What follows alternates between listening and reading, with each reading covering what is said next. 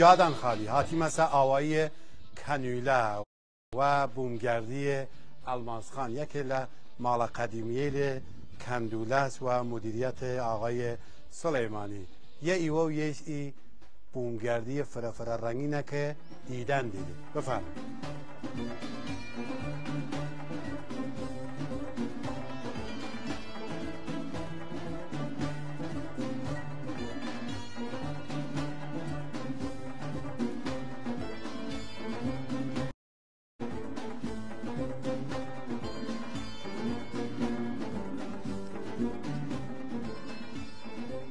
خب ایرا هاوری عزیز الان که استفاده نیرید مبلوچش چنینه وقت فصل گرما سوره فره هونکه مبلیانه چنینه اما قدیم بخص استفاده تر داشته محلی بیا آخر اسپیل بیا لناو ای انتهای به اصطلاح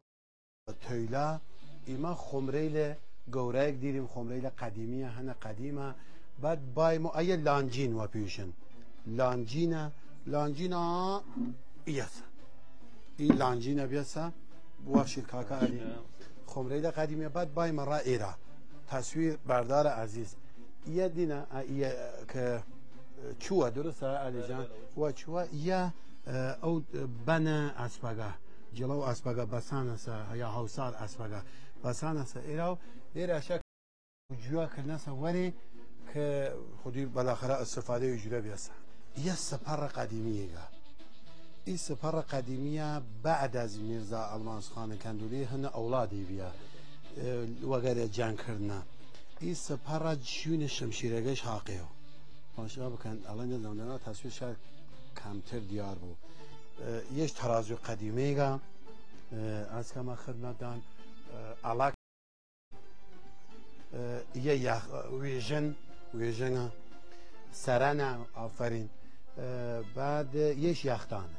قدیمی که واقعا قدیمیه بخوام لنا مال دامه یه نجاری که درست بکه رامیه شش جدیدی ولی بایی تر قدیمیه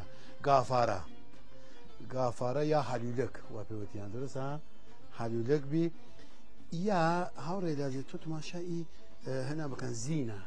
زینه قدیمی که وگر چرم و پارچه است درست آقا وگر چرم و پارچه است یه رکاوگه تو خدا چه قدیمی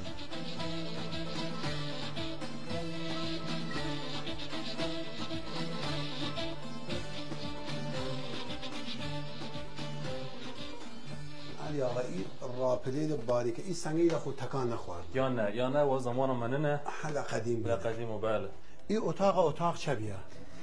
بفهم تو بگل منه تو کار ایره آقای مرادی اتاق شانشینه این مجموعه بیا یه شانشینه بله بعد یه چه بیا یه پل ارتباطی بیا ما بین و بودن قهوه خانه که چای دم کرده درسته یه حوریل عزیز این در واقع یه قهوه خانه بیا قهوه‌چی وایر سماور داشته درسته اوج دروازه به خاطر دسترسی و هم اتاق یه در داشته هم وایر هم یه پنجرهش با راهرو خوار واز بیاد که مهمانه لیگه و دروازه بینه آوانش پذیرایی بود درست این عکسیشه عکس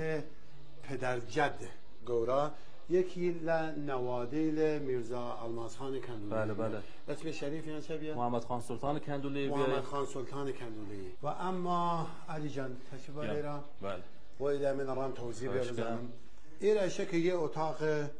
اتاق مجزاست خب حالا این میشه اگه دقت بکنی معماری که داشتنه سطح این اتاق نسبت به شاهنشینی که در واقع بزرگ اولا یک مقدار خوارد علت در واقع او بزرگتر بیا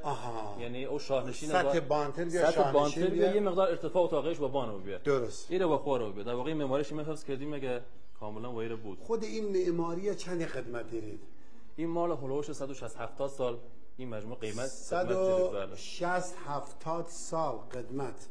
خب شادیش بیشتر با توجه به اینکه روستای کندوله الان هدف گردشگری این گردشگری هر ساله ایام نوروز ایام تعطیلات و در ایام هفته یعنی ایره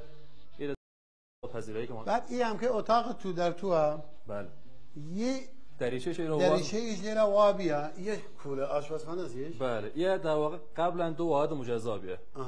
برای دسترسی و آشپزخانه و این بان این دریچه وا کردن که به راحتی نشن دور بیان و رافره یه کار قدیمیه درسته؟ بله بله یه شهر خب هاورید عزیز یه باید چجوری بشیم؟ یه باید بنیشه مرادی بنیشیم سرت بود یه رئیسه که هر کسی جرأت نکنه شما آشپزخانه اینجوری است. بله یا مطبخ. سلام علیکم. سلام علیکم بیاته زگه. خب ما بایم ایران. بفرمایید مرادی. خب ایدیوت عزیزی اسم چه بی؟ لاوین خانم اگر لباس کردواری مخصوصا منطقه کندولا جلیلیان ای کلاو ای سکیلو ای هنی داشتن البته یه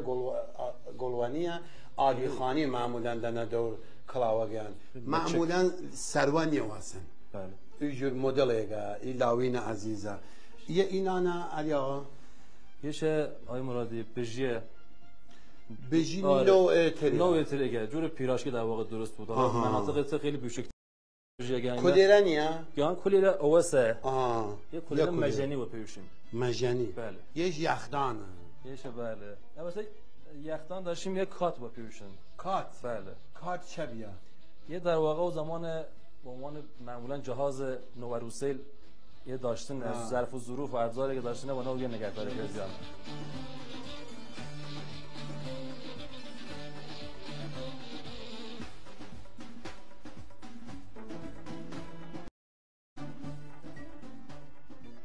این ستونیش اضافه نه داشته یه داشته یکی از نکات در واقع مشخصه معماری منطقه این بالکونه لگنوی مارل قدیمی داشتن بله و پیوتن شوا کردی بانجوله این ما پیوشیم بانجوله به زبان هرامی درسته ورتارما یا ورتارما شوشن بله ورتارما خیلی خوب هاورید عزیز چه منظره قشنگی و امامزاده پیرافته است امامزاده پیرافته است و به هر حال مالای قدیمی کندوله من دعواکارم لدیدن حتما سر ای آبادیه بکنید با احترام بیننده عزیزی که فارسی زبانن این بخش با فارسی وشم من مجدد از اقامتگاه بومگردی سرای الماسخان خدمت شما سلام عرض میکنم. اینجا در واقع با یک بنای هلوش 170-80 ساله یک معماری قدیمی ما تلاش کردیم که با حفظ معماری و اصالت بنا در واقع میزبان خوبی برای شما عزیزان باشیم و جاذبه‌های گردشگری بسیار زیادی هم تو منطقه کندوله هست. اصل انگورش در واقع طبیعت بکری که داره